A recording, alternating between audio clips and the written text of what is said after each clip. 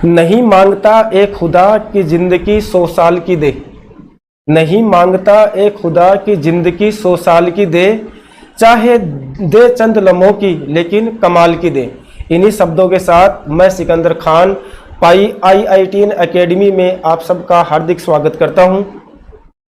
आज हम चर्चा करते हैं RPC के जितने भी पेपर्स अब तक लग चुके हैं उन पेपरों के सॉल्यूशन की बात करते हैं।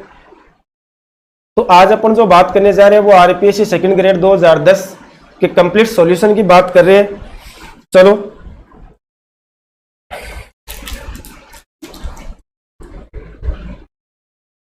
पहला क्वेश्चन अपन को दे रखा था कि यदि 1/6 प्लस 1/7 बराबर x/8 हो तो x का मान है। ऑप्शन नंबर 1 में दे रखा 48, बी में दे रखा 46, सी में दे रखा 64 और डी में दे रखा 72। तो अपन को जो आपको दे रखा है, यहां पर अपन को क्या दे रखा है क्वेश्चन के अंदर कि 1/6 प्लस 1/7 इक्वल टू अपन को दे रखा है x/8। ये अपन को क्वेश्चन दे रखा है, इसको अपन सोल्व करते हैं। 1/6 प्लस 1 ये फैक्टोरियल 7 दे रखे हैं। जैसे अपने पास फैक्टोरियल n होता है, अगर इसमें से अपन n कॉमन लेते हैं तो अंदर अपने पास कितना बचता है, 1 कम बचता है, यानी n-1 का फैक्टोरियल बचता है। अगर इसके अंदर से अगर अपन n-1 दोबारा कॉमन ले लेते हैं तो अंदर कितना बचेगा, n-2।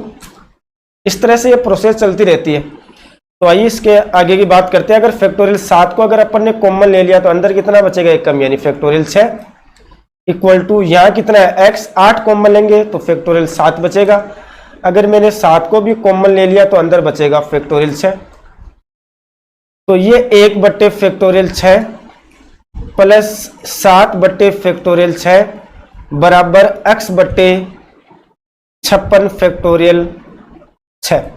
फैक्टोरियल 6 अगर मैं कॉमन लेके इसको हटा दूं तो ये मेरे पास कितना बचेगा, 1 प्लस 1/7 बराबर x/56।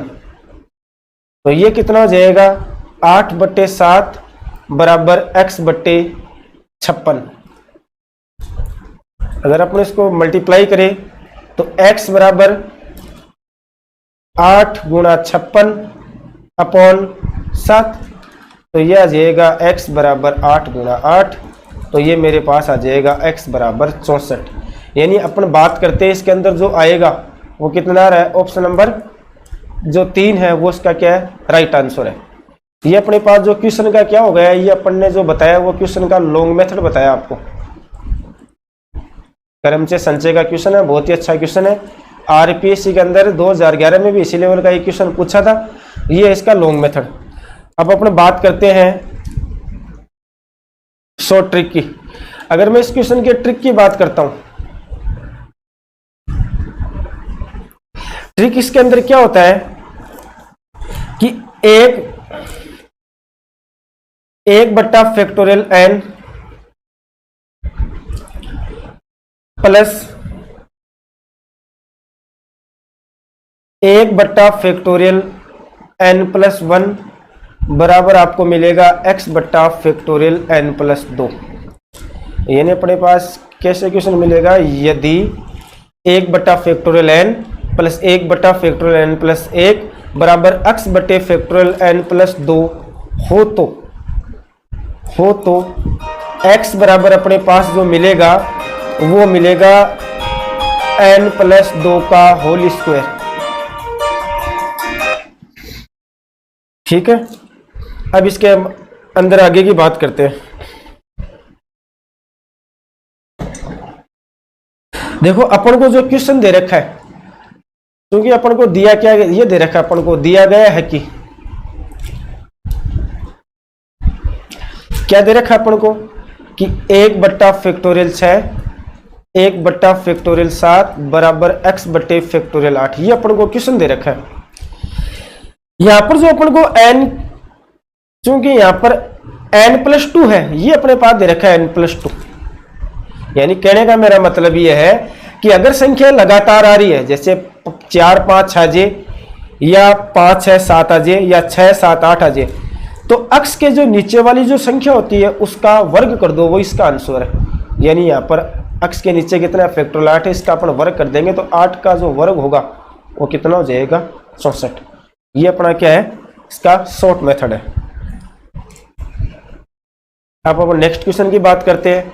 नेक्स्ट क्वेश्चन अपन को दे रखा है, देखो क्या दे रखा है अपन को कि लिमिट 0 से π/2 1/1 प्लस रूट 10x और ये दे रखा है dx। ये अपन को क्वेश्चन दे रखा है। सबसे पहले अपन इसके अंदर क्या करेंगे, इसको साइन कोस में तोड़ लेते हैं, या पहले इसको ऐसे मानिए कि माना तो i बराबर मान लेते हैं। पहले इसके लॉन्ग मेथड की अपन बात कर रहे हैं। लिमिट 0 से π/2 1/1 प्लस 10 को अपन क्या लिख सकते हैं, साइन बटे कोस। तो मैंने ये लिख दिया sine x upon cos x और ये आ गया अपने पास dx। और थोड़ा सा इसको सोल्व करते हैं। लिमिट 0 से π/2, अगर एलसीएम इसका रूट कोस x, अगर इसका अपना एलसीएम ले तो ये तो ऊपर चला जाएगा, तो अपने पास कितना हो जाएगा root cos x upon root cos x plus root sine x और ये हो गया dx। मैंने इसको मान लिया समीकरण नंबर 1। अब अपन आगे की बात करते हैं।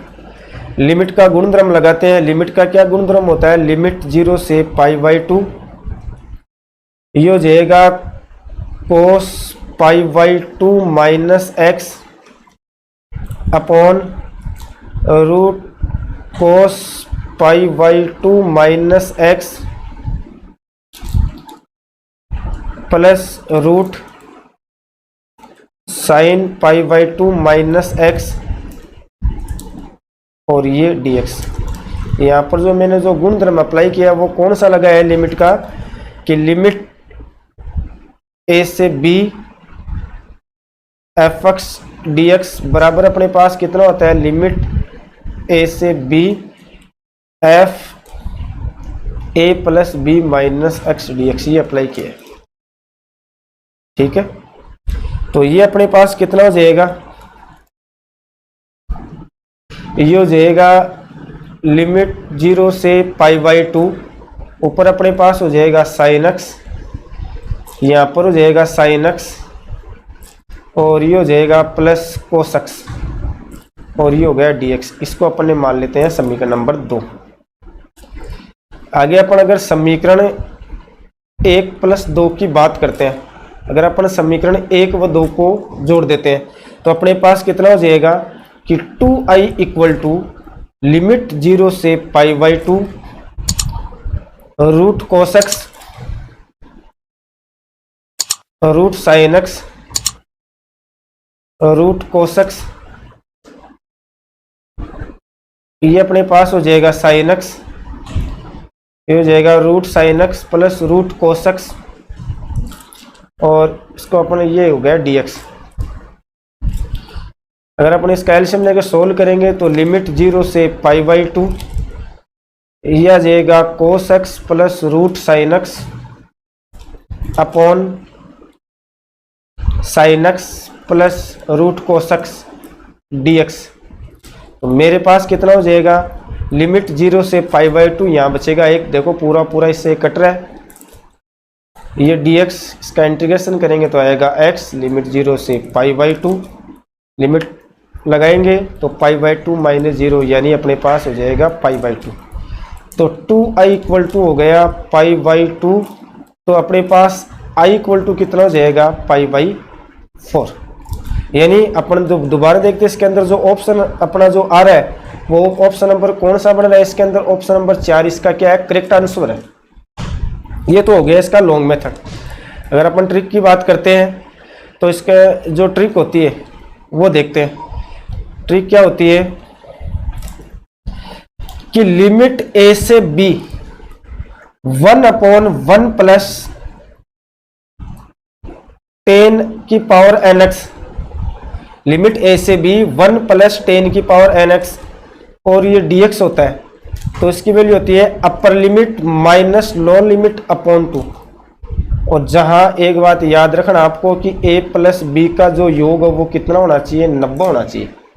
अब अपन को जो क्वेश्चन दे रखा है वो क्या दे रखा है, वो अपन को दे रखा है लिमिट 0 से π/2 1/1 प्लस √10x, ये दे रखा है क्वेश्चन। अब अपन ने देखा कि देखो 0 और π/2 मैंने बताया था, ये गुणधर्म क्या बताया था, ये अपर लिमिट में से लोअर लिमिट को घटा के 2 का भाग कब देते हैं, जब दोनों जो लिमिट है उनका योग कितना होना चाहिए, 90 होना चाहिए। तो देखते हैं दोनों लिमिट का जो सम है वो 90 आ रहा है, तो इसको क्या करेंगे, upper limit minus lower limit upon 2, तो इसका जो आंसर आएगा वो कितना आएगा, π/4। तो इसका जो अभी आप मैंने बताया था, इसका जो ऑप्शन है वो क्या है, डी इसका क्या है, सही आंसर है। ये इसका लॉन्ग मेथड हो गया और ये इसका शॉर्ट मेथड हो गया। ठीक है, अब अपन बात करते हैं आगे वाले नेक्स्ट क्वेश्चन की। नेक्स्ट क्वेश्चन के अंदर अपन को क्या दे रखा है कि नेक्स्ट क्वेश्चन की अगर मैं बात करना चाहता हूं तो मेरे पास जो क्या दे रखा है कि एक पैराबोला दे रखा है। मैंने मान लिया कि भाई ये पैराबोला है,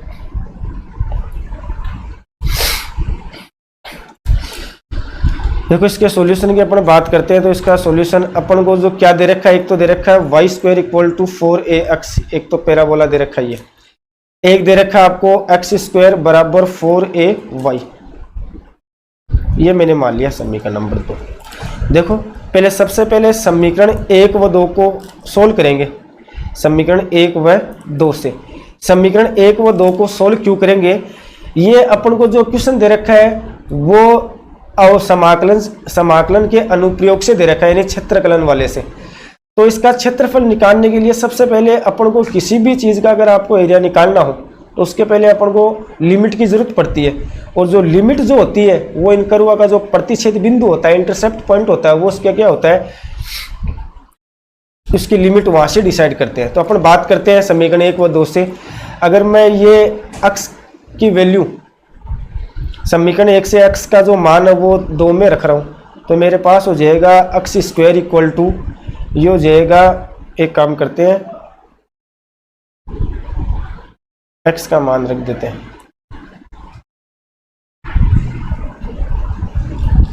देखो x का मान समीकरण 1 से रखेंगे तो y² बट्टा 4a,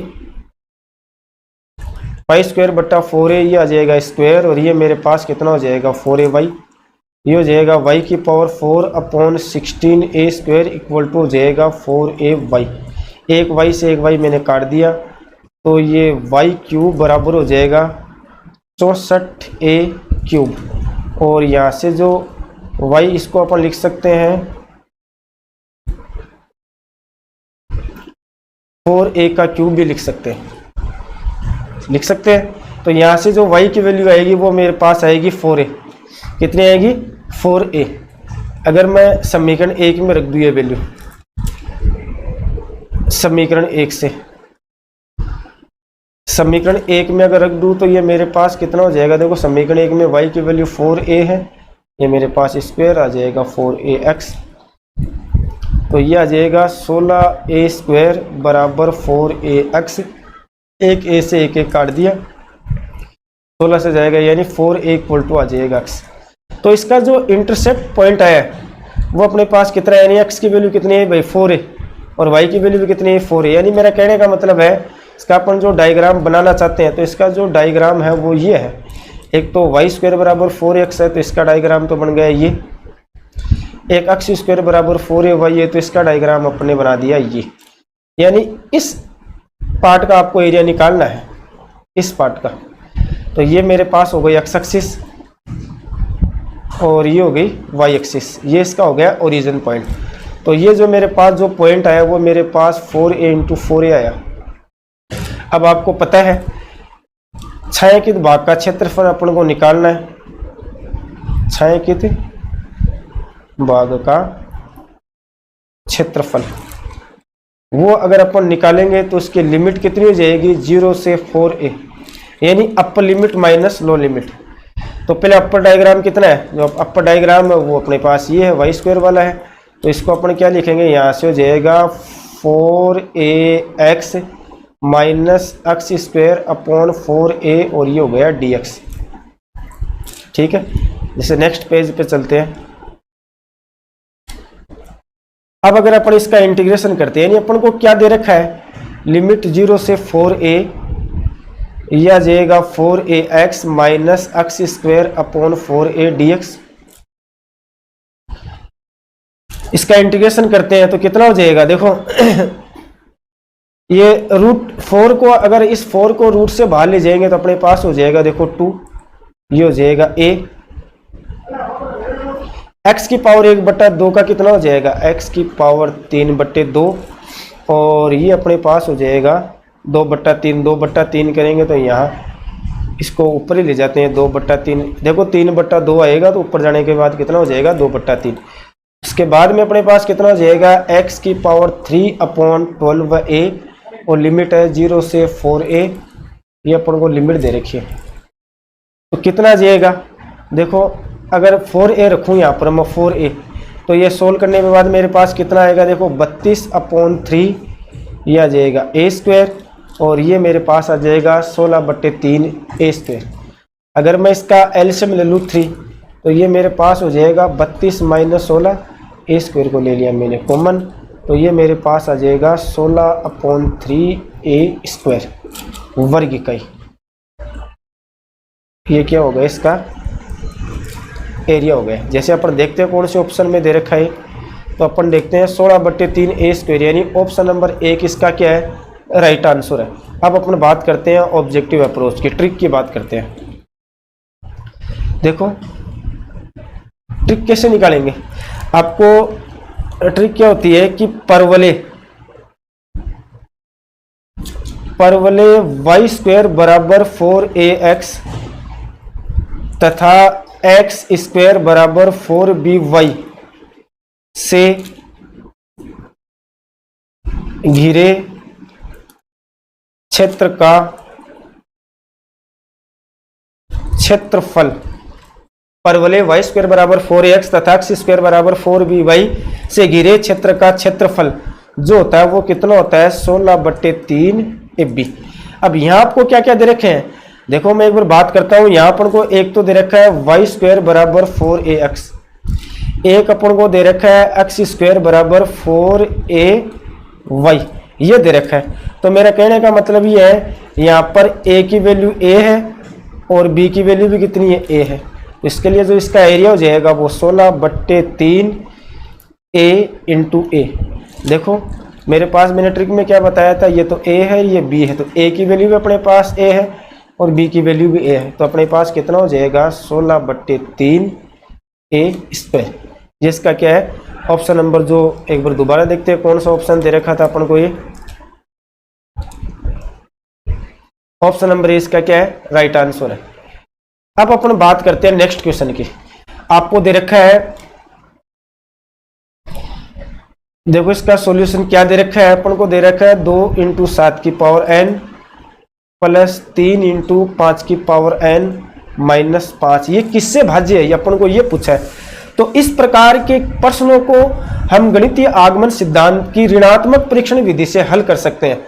तो ऋणात्मक परीक्षण जो विधि होती है उसके बाद में थोड़ा सा बताते हैं आपको। देखो पहले सबसे पहले अपन ने इसको मान लिया Pn, ये Pn मान लिया अपन ने इसको। तो यहाँ पर देखो मैंने क्या किया, पुट n की जगह 1 रखा, एक बार n की जगह 1 रखूंगा तो मेरे पास कितना आएगा 2 × 7 की पावर 1 प्लस 3 × 5 की पावर 1, ये -5। तो ये मेरे पास कितना हो जाएगा 14, ये हो जाएगा 15, ये माइनस के 5। तो देखते हैं 14 और 15 29, 29 में से 5 जाएंगे तो ये मेरे पास हो जाएगा 24।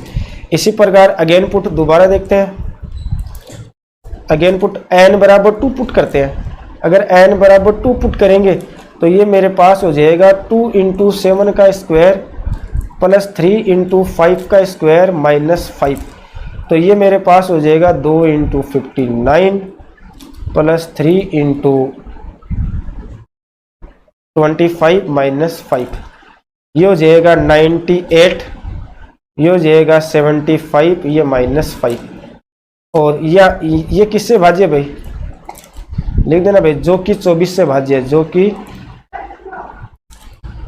24 से भाज्य है।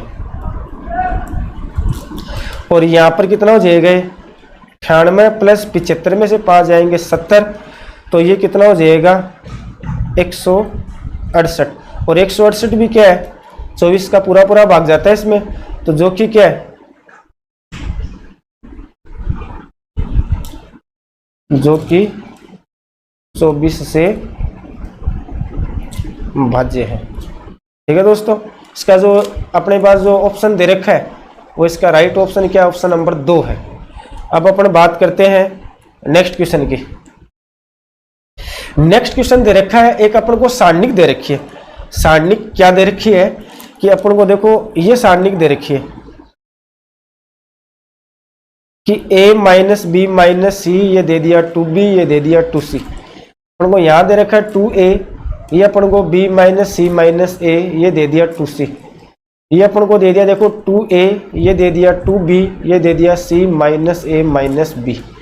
ये अपन को कोई क्वेश्चन दे रखा है। सारणिक की जो ऑब्जेक्टिव अप्रोच होती है, तो इसकी या ट्रिक मान सकते हो आप। तो इसकी जो ट्रिक होती है, सारणिक के अंदर का कोई भी n बाई n क्रम का कोई सारणिक होता है, उसका मान हमेशा मुख्य विकर्ण की घातों के योग के समान होता है। मैं मुख्य विकर्ण की घातों, बहुपद की घात देखता हूं, जैसे ये इसका मुख्य विकर्ण हो गया, इसके मुख्य विकर्ण की बात कर रहा हूं मैं। देखो ये एक एक पावर का है, ये भी इसकी भी पावर पूरे जो बहुपद है ये घात का है, ये जो बहुपद है वो भी कितने घात का है, एक घात का है। ये अपन बात करते हैं मुख्य विकर्ण की घातों का योग। मुख्य विकर्ण की घातों का योग। तो मुख्य विकर्ण देखो, पहला जो इस बहुपद की बात करता हूं तो एक घात का बहुपद है, इस बहुपद की बात करता हूं तो ये भी एक घात का बहुपद है, और इस बहुपद की बात करता हूं तो ये भी एक घात का बहुपद है। तो कितनी घात होगी, 3। अब अपन बात करते हैं कि सारे ऑप्शन को देखते हैं, कौन सा ऑप्शन 3 घात का बहुपद आ रहा है। पहला 1 पावर का है, ये तो इसका आंसर नहीं हो सकता।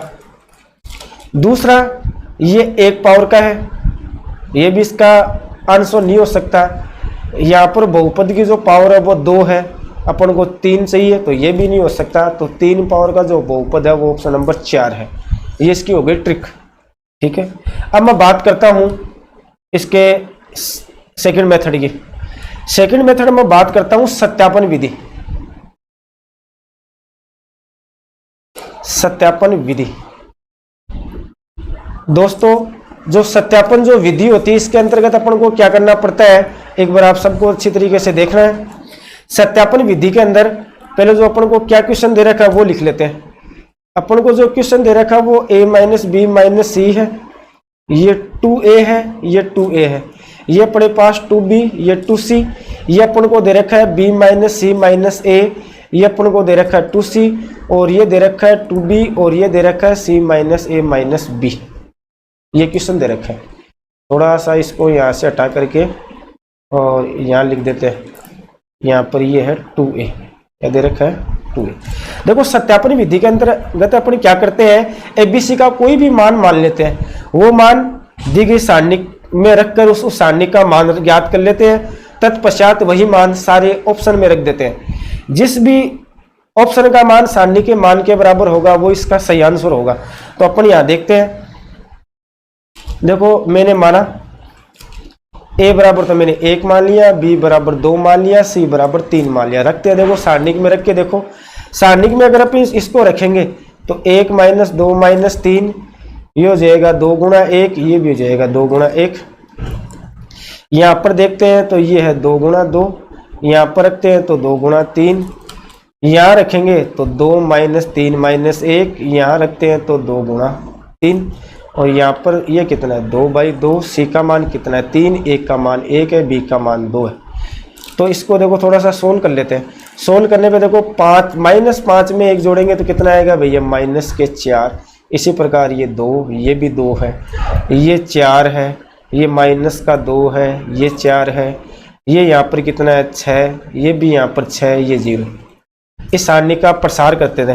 देखो प्रसार करने पे कितना आएगा, R1 के अनुदिश प्रसार कर दो। तो R1 के अनुदिश करेंगे तो ये -4 देखो R1 के अनुदिश तो आपको पता है प्रसार करना, ये प्लस माइनस प्लस होता है, इसके अकॉर्डिंग प्रसार करेंगे तो इस लाइन को छोड़ेंगे तो ये मेरे पास कितना आ जाएगा, देखो सोल्व कर लेते हैं, 24 माइनस 0। इसी प्रकार 2 के अकॉर्डिंग प्रसार करेंगे 24 माइनस 0 और प्लस 2 के अकॉर्डिंग करेंगे तो 24 प्लस 12। यहाँ पर जो अपने पास जो मान आएगा वो आएगा, देखो 24 को 4 से करेंगे 96, 24 को 2 से करेंगे 48 और ये हो जाएगा 24 और 12 36 दूनी 72, ऐड करेंगे तो ये मेरे पास हो जाएगा 216। ठीक है। अब अपन देखो विकल्पों से देखते हैं, विकल्पों से पहला विकल्प जो इसके अंदर दे रखा है वो इसके अंदर दे रखा है भाई a प्लस बी प्लस सी, तीनों को ऐड कर दो तो 1 प्लस 2 प्लस 3 यानी ये आ गया 6। ये तो इसका आंसर नहीं हो सकता क्योंकि अपन को कितना चाहिए, 216 चाहिए। ऑप्शन नंबर मैं 2 की बात करता हूं तो ऑप्शन नंबर 2 दे रखा है 2 इंटू ए प्लस बी प्लस सी। अभी भी मैंने इतने की वैल्यू निकाली थी, कितनी आई थी इसकी वैल्यू 6, तो ये आ गया 12। ये भी इसका ऑप्शन नहीं हो सकता। ऑप्शन नंबर सी की अगर मैं बात करना चाहता हूँ तो सी में क्या दे रखा है, 2 इंटू ए प्लस बी प्लस सी का होल स्क्वायर है, तो 2 ए प्लस बी प्लस सी की वैल्यू कितनी आई थी, 6 आई थी, 6 का स्क्वायर, तो ये कितना आ जाएगा 2 इंटू 36, तो ये आ जाएगा 72। ये भी नहीं हो सकता। तो ऑप्शन नंबर मैं डी की बात करता हूँ, ऑप्शन नंबर डी है ए प्लस बी प्लस सी की पावर 3, तो ये मेरे पास आ जाएगा। देखो ए प्लस बी प्लस सी की वैल्यू कितनी है, 6, तो ये 6 की पावर 3 यानी 6 की पावर 3 का मतलब होता है 216। यानी अपन मैं बात करता हूँ, देखो ऑप्शन नंबर कौन सा आ रहा है, यानी 216। ऑप्शन नंबर डी क्या दे रहा है, 216 दे रहा है और ये अपना सारणिक का मान आ रहा है, तो इसका मतलब ऑप्शन नंबर जो इसका डी है वो इसका क्या है, राइट आंसर है। अब अपन बात करते हैं नेक्स्ट क्वेश्चन की।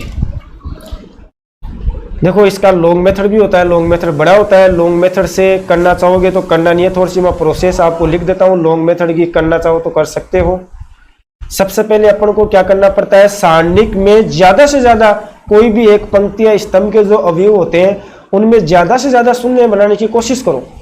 तो यहाँ पर देखो क्या कर सकते हैं शून्य में, देखो अगर मैं इसको ऐड कर देता हूँ तो ये मेरे पास बनेगा, देखो या तो इन तीनों को ऐड कर दो, इन तीनों को ऐड कर दो, यानी तीनों स्तंभों को ऐड कर दो। तो मैंने देखो या स्तंभों कर दिया, पंक्तियों कर दिया। लॉन्ग मेथड में मैंने ये किया। देखो लॉन्ग मेथड क्या करेंगे, पहला प्रोसेस आपको ये दिखाना है कि पहली संक्रिया क्या है कि R1 interchange R1 plus R2 plus R3, ये कर लेना। ये करने के बाद आपके पास क्या हो जाएगा, ये आएगा a प्लस बी प्लस सी, ये भी आएगा a प्लस बी प्लस सी, ये भी आएगा a प्लस बी प्लस सी, और यहाँ पर अपने पास कितना हो जाएगा 0, ये हो जाएगा a प्लस बी प्लस सी, ये हो जाएगा b माइनस सी माइनस ए, ये हो जाएगा 2c, ये हो जाएगा 2b, ये c माइनस ए माइनस बी। ठीक है। अब अपन ने यहाँ पर क्या करेंगे, इसके अंदर से आप यहाँ तक तो कर लिया ना, फिर इसमें कर लेना C1 interchange C1 minus C3 करेंगे। तो ये करने पर आपके पास 0 0 a प्लस बी प्लस सी आएगा, और ये मेरे पास कितना आएगा a प्लस बी प्लस सी, ये भी आएगा a प्लस बी प्लस सी, ये मेरे पास आएगा b माइनस सी माइनस ए, या जाएगा 2c, या जाएगा 2b, ये c माइनस ए माइनस बी। C1 के अनुदिश प्रसार कर लेना, ऑप्शन नंबर डी आपको मिल जाएगा। ठीक है दोस्तों। अब अगर आगे वाले क्वेश्चन की अपन बात करते हैं तो आगे वाला जो क्वेश्चन है वो अपन को दे रखा है, ये एक सारणिक दे रखी है। तो मैंने अभी भी आपको 3 मेथड बताए थे, लॉन्ग मेथड बता दिया, क्वेश्चन की ट्रिक बता दी और क्वेश्चन की ऑब्जेक्टिव अप्रोच यानी सत्यापन विधि, 3 मेथड बताए थे। इसको भी आप तीनों मेथड से कर सकते हो। सबसे पहले मैं बात करता हूँ ट्रिक की। ट्रिक तो क्या कहती है, ट्रिक कि मुख्य विकर्ण की घातों का योग कर लो। तो मुख्य विकर्ण की घातों में बहुपद देखो, ये 1 पावर का है, ये भी 1 घात का है, ये भी 1 घात का है, तो इसकी पावर हो जाएगी पहले 1, दूसरा भी 1 घात का है और तीसरा बहुपद भी 1 घात का है। तो ये मेरे पास आ रहा है 3, इतनी पावर आ रही 3। ये इसकी पावर आ रही है 6, ये इसका आंसर नहीं हो सकता। ये 6 आ रही है, ये भी नहीं हो सकता। इसका आंसर ये भी हो सकता है और ये भी हो सकता है, क्योंकि ये भी 3 पावर का बहुपद है, ये भी 3 पावर का बहुपद है। अब दोनों तो इसके सोल्यूशन हो नहीं सकते। इसके लिए अपन को क्या करना पड़ेगा, सत्यापन विधि काम में लेनी पड़ेगी। तो सत्यापन विधि में क्या करेंगे, यानी सत्यापन विधि में अपन कोई भी चीज, कोई भी संख्या मानकर इसका हल करेंगे। जैसे मैंने ये मान लिया पुट कि x बराबर तो 1 मान लिया, y बराबर 2 मान लिया और z बराबर 3 मान लिया। तो मानेंगे तो ये कितना हो जाएगा, देखो ये 5 1 1, ये 2 4 2, ये मेरे पास हो जाएगा 3 3 3। ठीक है, अब इसका मैं प्रसार करूँ तो 5 × 12 - 6, यह आ जाएगा 6 - 6, और आगे जो आएगा वो आएगा 1 × 6 - 12। सॉल्यूशन करते हैं तो यह आ जाएगा 5 × 6, यह आ जाएगा 1 × 0, ये 6, तो ये मेरे पास आ जाएगा 30 - 6 यानी 24। ये सारणी का मान आ गया। विकल्पों से चेक करते हैं, विकल्पों से। तो विकल्पों से बात करता हूं तो इन चारों विकल्पों की जांच करने की जरूरत नहीं है, अपन को बस केवल इन दोनों विकल्पों की जांच करनी है। तो मैं ऑप्शन नंबर 1 की बात कर रहा हूं। देखो पहला जो विकल्प आपको जो दे रखा था वो था x y z। अब x की वैल्यू यहाँ पर 1 मानी थी, ये 2 ये 3, ये आ गया 6, यानी अपने पास 24 नहीं है, तो ये तो इसका आंसर नहीं हो सकता। B C. अब एक अपन देखो सी दे रखा है, यहाँ पर सी कितना दे रखा है 4x y z। तो 4x की वैल्यू 1, y की वैल्यू 2, z की 3, तो ये आ गया 4 दूनी 8 3 24। तो ऑप्शन नंबर सी 24 दे रहा है, जो कि सारणी के बराबर दे रहा है। इसका मतलब इसका ऑप्शन नंबर सी इसका क्या है, राइट आंसर है। दोस्तों आगे वाले क्वेश्चन को अपन देखते हैं। क्वेश्चन नंबर 117 दे रखा है। 117 नंबर का जो क्वेश्चन है वो दे रखा है x e⁻x अपॉन x + 1 का स्क्वायर, और ये दे रखा है dx। ठीक है, ये अपन को आपको ये क्वेश्चन दे रखा है। इस क्वेश्चन का जब अपन सॉल्यूशन देंगे तो इनका जो सॉल्यूशन देने का जो तरीका है वो भी आप सबको देखना है। तो सबसे पहले इसको क्या करना है, ये e⁻x है। देखो इसमें मैंने x 1 तो ऐड कर दिया, 1 ही सब्ट्रैक्ट कर दिया, 1 जोड़ दिया, 1 ही घटा दिया, कर सकते हैं, कोई इफेक्ट नहीं पड़ेगा। क्या मैं इसको इस तरह से अलग अलग लिख सकता हूँ क्या, जैसे मैंने x + 1 ये नीचे वाले का इसमें अलग डिवाइड कर दिया, फिर ये -1 अपॉन x + 1 का स्क्वायर यहाँ कर दिया, और ये dx। इसमें अपन ने देखा क्या दे रखा है, ये e⁻x, ये 1 अपॉन x + 1 माइनस x + 1 का स्क्वायर, और ये आ गया dx। दोस्तों आप एक चीज जानते होंगे कि limit e⁻x fx + f' dx, अगर ये आपको दे रखा हो तो इसका डायरेक्टली यानी इस फंक्शन का डिफरेंशियल अवकलन करने पर अगर ये फंक्शन आता है तो e⁻x fx + c इसका आंसर होता है। ठीक है, तो इसमें अपन क्या करेंगे, तो इसका जो आंसर आएगा वो कितना आ जाएगा, e⁻x अपॉन x + 1 + c। ये इसका हो गया लॉन्ग मेथड। मैं ट्रिक की बात करता हूं तो इसकी जो ट्रिक होती है वो क्या होती है वो देख लेते हैं।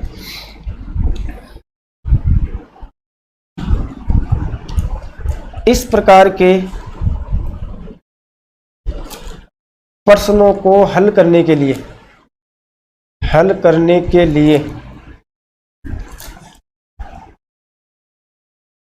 अंश में e⁻x के गुणांक को हटा देते हैं तथा हर में व्यंजक की एक घात कम कर देते हैं।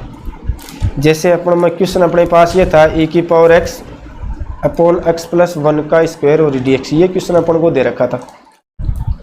तो क्या करेंगे, e⁻x का जो गुणांक यहाँ पर देखो, e⁻x का गुणांक x है, इसको हटा दो तो क्या बचेगा, e⁻x अपॉन नीचे वाले में जो आपको हर में दे रखा है इसमें एक पावर कम करनी है बस आपको, तो एक पावर इसमें से कम कर देंगे तो 1 बचेगी, तो ये प्लस ये इसका क्या है आंसर है। जैसे मैं एक क्वेश्चन और लेता हूँ, जैसे मैंने एक क्वेश्चन आपको ये ले लिया कि limit e⁻x x - 1 upon x + 1⁻3 dx है। तो इसका सॉल्यूशन क्या करोगे, e⁻x के गुणांक को हटा दो तो e⁻x है, हटा दिया गुणांक, नीचे में एक पावर आपको कम करनी है, इतना सा काम करना है, ये पावर कम कर दी, ये इसका क्या है सॉल्यूशन हो गया, ये इसके ऑब्जेक्टिव अप्रोच हो गई। ठीक है दोस्तों, आज मैंने जितने भी क्वेश्चन बताए उन सब क्वेश्चनों को आप थोड़ा निकालना, बाकी के जो क्वेश्चन की चर्चा अपन कल करेंगे। तब तक के लिए धन्यवाद।